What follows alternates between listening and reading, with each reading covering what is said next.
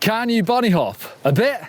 Not as big as you'd like, or not at all? Well then, hopefully I can help you out, because there's a few really common ways that people aren't bunny hopping as well as they could be, and they're mostly really simple to fix, but not all of it. So keep watching, but before I get into it, make sure you subscribe to GMBN. We do fresh mountain bike videos every day of the year. Right, the bunny hop, getting your bike up into the air, is key for riding properly technical trails and for getting really good at jumping. And this is more important about getting the right technique than it is about how high you go. It doesn't need to be massive by any means, but as long as you're getting your bike up into the air in the right style, it's going to help you out. Dump the clipless pedals for practicing bunny hops. Although if you've clicked this video and you're struggling with bunny hops, I would bet that most people are already on flat pedals. But with clips, you can get some height on your bunny hop. But like I said before, it's all about doing this the right way. And if you're learning to hop just by using your clipless pedals, it's actually really going to limit how good you are going to get at riding your bike. Why will clips limit you? Well, I'll get into it, but basically if you're learning just to pull your bike into the air, then you're not learning the sort of movement of weight around the bike.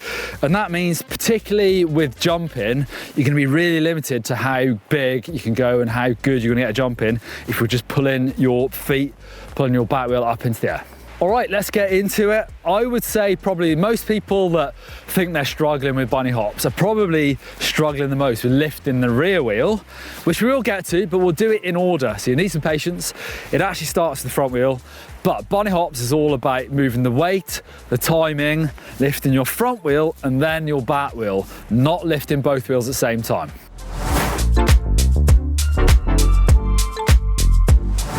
All right, let's start with the front wheel lift. I've done previous how to bunny hop videos, so check those out if you haven't done already. This video is probably more about people that have maybe seen those and still can't quite work out why they can't do a good bunny hop. So start with the front wheel lift, all about using your weight to do this.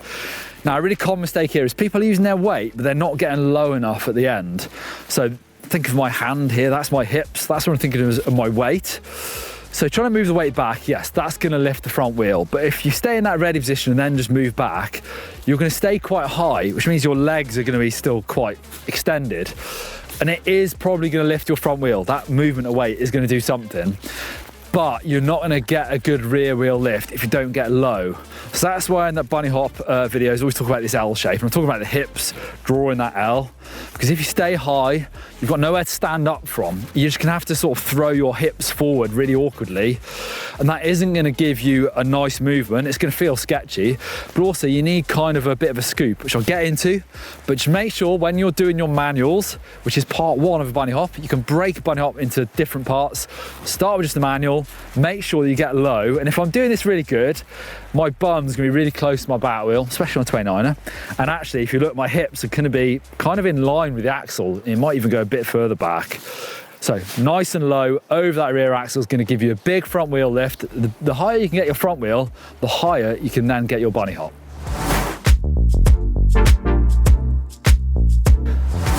All right, hopefully you got that. So finish your manual low, because that moves on nicely to what I think is the most common mistake that I've seen when it comes to bunny hopping, is because people stay high with the manual. Yes, great, they've moved their weights. That does help. You know, the wrong technique there is to pull on the bars to get it up. Most people actually do move their weight. If they stay high, they then have to rely on their feet to pick up the back wheel. Like I said, if you're nice and low, you kind of stand up and forward, your hips and weight goes up and forward, you get the nice hop. But if you're high, it feels horrible to just sort of thrust your hips forward. So people then, mainly with clips here, but then people just pick up with their feet. Because they're tall, they've got then room to move their knees up, and they use their legs to pick up the back wheel. Now, it's kind of where it sounds fussy, because it does work, but I'm saying it's wrong because you're still, all your weight is still here over the rear wheel. And like I said, it's not great for technical trails, because if you get it wrong and you're trying to skip through loads of routes, which I'm going to do in a minute, if you hit them, your weight is on the wheel, so you can slide out. If you're using a hop technique, you're moving your weight off the front wheel as it goes over the roots, and then off the back wheel as it's going over the roots. So you kind of, your sort of margin for error gets much better. Therefore, you can ride much harder trails if you're doing it the right way. But the main reason it's not good just picking your back wheel up with your feet is for jumping. Because I talk about the hop technique, it's not exactly hop technique, but really it's the same motion, front wheel then back wheel into the air for a jump. And that's how you get really good at making loads of height and opening up how big a jump you can do and just how good you get a jump in. Whereas if you stay over the rear wheel, and I see it all the time, people get the bike into the air, using their weight, and then they stay back, and then they think, oh, I need to go higher, and they pick their back wheel up with their feet, and then they run out of space. The rear wheel hits them in the bum, and then they don't clear the jump and they land really heavy on the back wheel, and it leads to loads of crashes. We see them in the fails that people send to our uploader as well. So it really does limit you. Doesn't mean you can't jump, you can still jump, but it's just nowhere near as safe, and you won't be able to do big jumps safely if you stay high and just think about using your feet to pick the back wheel up. Doesn't work. Well, it does work, but it's not as good.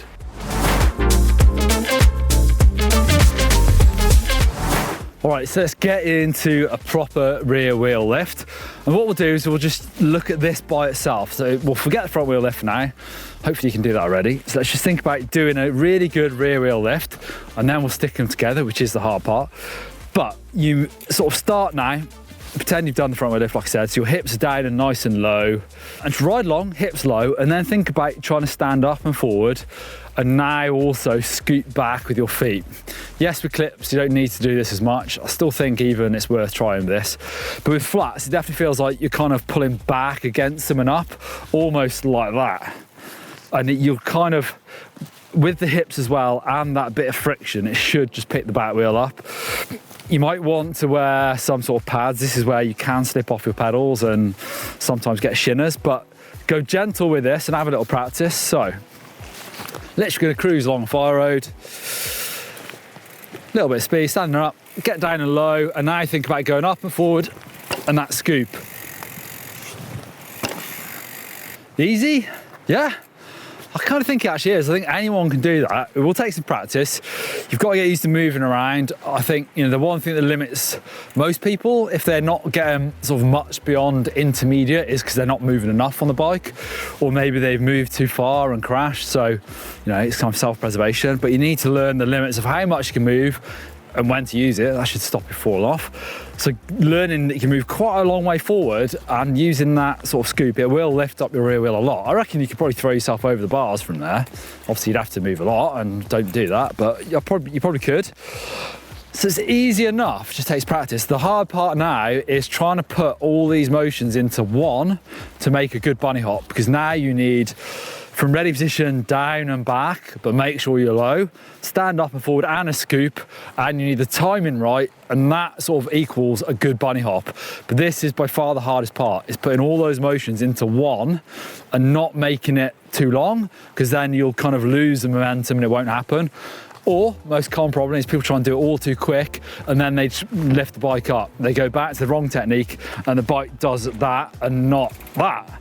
Because I'll show you now why it's important to go front wheel then back wheel.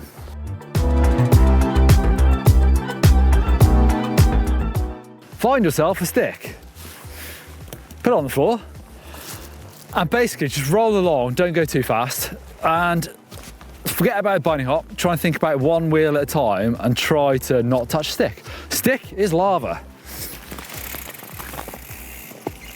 It's gonna force you to go one wheel at a time, so roll in, down and back for front wheel, then up and forward for the rear wheel. Do it without touching the stick.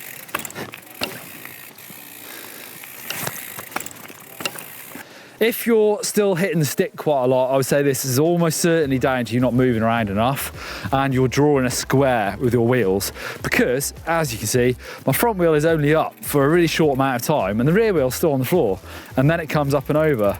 If you're staying too high or you're using your feet, then you're more than likely lifting your rear wheel up, you know, way too early, and it's coming down too early as well. So this is like the easiest way of diagnosing if you've got a good hop technique, is get the old stick out, do it over and over, nice and slow, then speed it up, and it should turn into a bunny hop. But this is by far the hardest part of getting a good bunny hop. It's going from that same thing, but just speeding it up and keeping the correct technique.